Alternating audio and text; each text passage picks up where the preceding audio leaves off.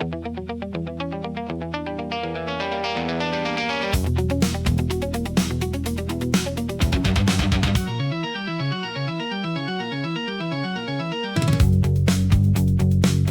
have good singing mentors around me, both men and women. Meadows and gardens, flowers and trees, warbles of birds and cries and chirps all over the sweet, pleasant season. Still, my joy is limited, since no leisure can please me as much as enjoying a worthy love.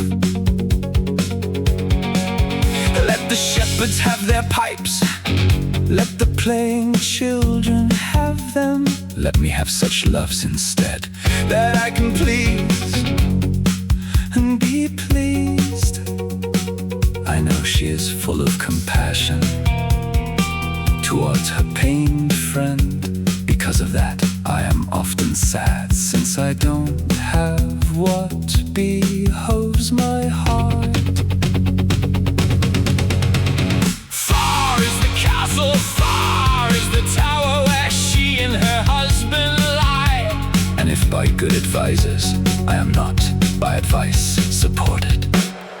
Other advice is of little worth to me, so pure is the craving in my heart.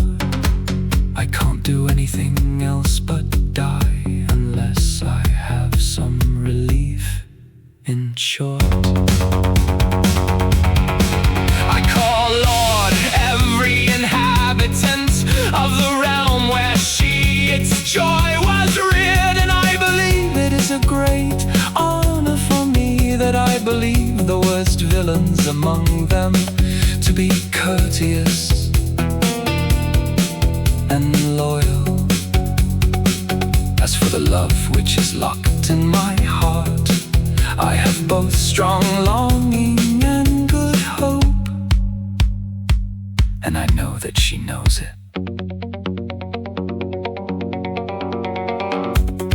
My desire follows its course at night and in the light of the day, towards there, seeking help. But it comes back slowly and talks to me slowly.